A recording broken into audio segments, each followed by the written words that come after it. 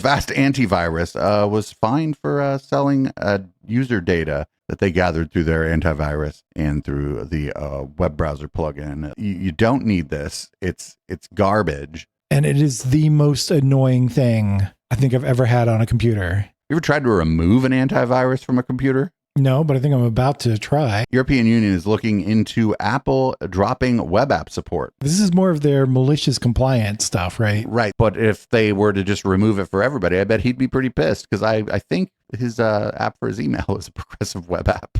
Good luck to the Apple customers. Good luck to the EU. Hey, how the tech are you? I am Dave. I'm the producer of this and all the shows here at Echoplex Media. Check out echoplexmedia.com to find out more about me, or don't. I got two stories. They're probably both pretty quick hits here, actually. First one's from 404 Media, quickly becoming one of my favorite places to get tech news. Jumpshot, the parent company of Avast antivirus, was fined for selling user data that they gathered through their antivirus and through the web browser plugin. The FTC fine was $16.5 million. The data was harvested through the antivirus application and through the browser plugin. The complaint claims that the company never deleted the data that it was harvesting and that this data totaled 8 petabytes from 2014 through 2020, and the data was sold in a non-aggregated form, which basically means that makes it pretty easy to identify the customer. Again, is this just one of those things, Matt, where you're like, oh, I never would have thought of this, but they're obviously doing that? Well, this one's a little bit different. It's yeah, sort of, but like it's an antivirus software, and I feel like if they're invading your privacy, that's much worse than most other software. Like I feel like it would damage their reputation and their sales way more than other software. I mean, They try to, a lot of the antivirus that I've seen and whatever you call it, also tries to do the thing where they upsell you to find your info on the dark web, and they when tracking on the dark web. Not that you can do anything if they find your stuff on the dark web, but they're like a potential source of that to begin with. So yeah. Now if you install a different antivirus after finding this out, then your new antivirus is going to tell on the old antivirus for sharing your information. And the other problem here, and one of the problems with antivirus software more broadly, is that it has like on Windows machines, it has access to your system that you just simply, other applications do not have this kind of access to your system. They have to scan for viruses. I think this might be a good time to tell people that you don't need this. You just, like, the built-in one on Windows is fine. It's already there. You can't remove it. It's already got access to the system because it's part of the system. And the most important element in the chain of whether or not you get a virus is actually you. The antivirus, well, by the time it finds something, probably too late, and you're going to have to wipe out your system anyway. It's not going to remove it. You shouldn't trust it that it removed it. And, use best practices. Don't go to websites you're not familiar with. Don't ever download and install anything you don't know what it is. If anything ever pops up and asks you for permission to do something, if you're not sure what it is, just say no. Because if you need that thing later, you can initiate it yourself if you trust the company or whatever that is giving you the software. It's been quite some time. I think I'm going to wager to say since Windows 7, I don't think Windows users have needed anything other than what comes with the operating system. These things slow down your system, and they like mess with things they'll mess with your ability to use your webcam if you want. They do all kind of crap, and you don't need this. It's garbage, and you could even turn off the Windows Defender for the most part if you wanted to, if you were just installing from the Windows Store, or like if you want Adobe products, you get it from Adobe, etc. If you want, a lot of people that are listening to this might be into music or whatever. If you want a digital audio workstation, install it from them. I think the people who use this stuff oftentimes are like getting they think it's going to protect them from any malware and a pirated piece of software, maybe, or they just get tricked into it, right? Because they don't know. People don't know. You don't know you don't need this crap. I mean, I run Linux, and there's plenty of Linux viruses, but it never occurred to me to install an antivirus on my Linux computers. I would have to get the virus in the first place, and just get stuff from the repo. I just get stuff from a trusted repo, or like from the application in Linux that finds me applications. Okay, you don't get the latest version of it sometimes, but who cares? And like if you're using Windows, most people can just get what they need from the Microsoft store. And I ain't in love with Microsoft, but there's not a lot of malware floating around in that Microsoft store. Maybe you could get this Avast antivirus, which seems maybe not necessarily malware, but it's not nice. So I wonder if Microsoft is going to remove this, because I imagine it's in their store. I wonder if Microsoft's going to remove this. I wonder if Google's going to remove the extensions and whatnot. Well, I mean, it sounded like this is something from the past, and they may not be doing it anymore, at least claiming they're not doing it anymore. Again, like if you're an antivirus software and you do something like this, you really damage your reputation and your income. But I want to say I do run on Windows sometimes, and one of my Windows machines had the Norton antivirus pre-installed, and it is the most annoying thing I think I've ever had on a computer. It's constantly popping up Windows and stuff, and then like asking me different things, and then hey, do you want to scan your system? Hey, we found your information on the dark web. We can't do anything about it, but it's on the dark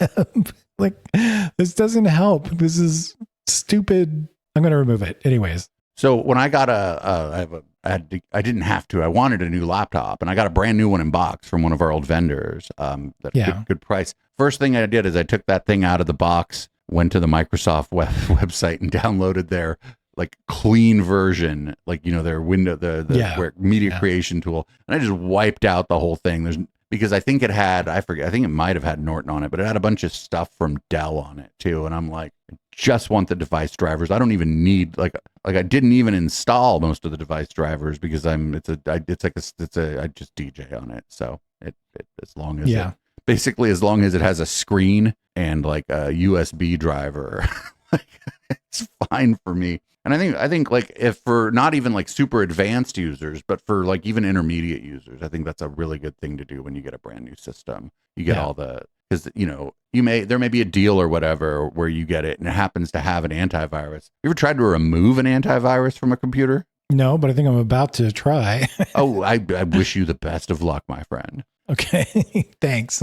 I wish you the best of luck. Yeah, I'm sure it's horrible. Back your system up before you try removing that antivirus. Oh, okay. I don't know if it's got like a poison pill in it or whatever, but it sure seems like it does. Do you know what I'm saying? Yeah. Like, and it's been a while. Maybe maybe there's ways in which they've had to make it easier to remove because people complained about it. But it is oftentimes very difficult to remove these programs. I don't know if it's by design or just by the nature of the thing that the application does that it's going to be harder to remove. Who knows? But best of luck to you. Yeah. All right, I got another story. It's all right. It's a fun one. European Union is looking into Apple dropping web app support. Apple has decided to drop progressive web app support in iOS 17.4 for customers in the European Union. This will basically be just replaced with bookmarks on the home screen, redirecting you to the browser, and Apple is blaming European Union regulation that requires Apple to allow third-party browser engines instead of just allowing WebKit as they were before.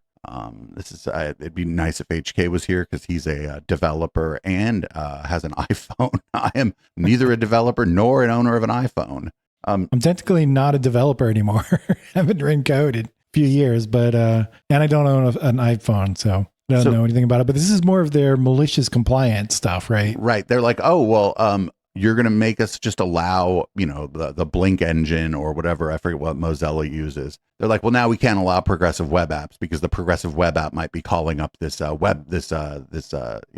browser engine that we don't like. And you called it malicious compliance. They're complying with the letter of the law, but not the intention of the law. And the EU does not like when people do this. There's probably, I don't know for sure, but in whatever regulation that they're maliciously complying with, I would imagine there's probably language about malicious compliance in the regulation. This is not great. I don't know. I think most of the time, most apps are just native, and so it doesn't really matter. But like this, progressive web apps are kind of neat. They allow developers to, in a lot of cases, save a lot of time, right? Because they just make it once, and then now they They send it So isn't to all these different devices. So isn't this like the issue is here is these progressive web apps are not, they're basically, they show up as like apps in the app store, but they're effectively just a web browser running their some from some website with a little extra stuff that little extra access, some local storage or something like that. Notifications, that kind of thing. Yeah, your local storage Notifications, yeah. Probably similar permissions to a native app. They're just it's just a web like a stripped down web browser wrapped around what is effectively a web page. Right. Again, it would have been nice if HK would have been here because he probably knows a lot more about this because he is probably he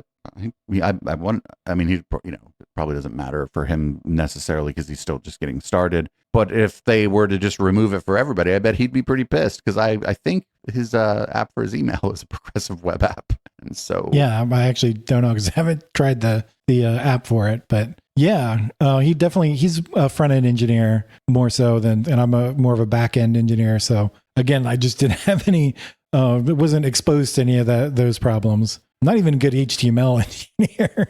But Very yeah, back this end. is like you called it. It's malicious compliance. It's like, well, you're going to make us do this one thing. So we're going to do this other thing to make the thing that you want us to, we're going to basically make the other thing you want us to do, screw everything up so that people might think, well, this is the EU's fault now that I can't, get this app because it was a progressive web app and it's EU regulation. And it's like, no, this is malicious compliance by Apple. The progressive web app hasn't changed for anyone but the EU customers. So like this is just Apple mad at the EU. I imagine that some savvy Apple users will figure out how to convince their phone that they're not in the EU so that they could just use progressive web apps. But then like people shouldn't have to do that. Like to just have the same experience they had before because nothing like the progressive web apps that are already in the store, nothing's going to change about them. It's just they're going to upgrade to 17.4 and I don't know, are they going to be deleted or are they just going to be turned into, I don't know how they're going to do this right on an existing phone because now the things on your home screen aren't going to be there anymore.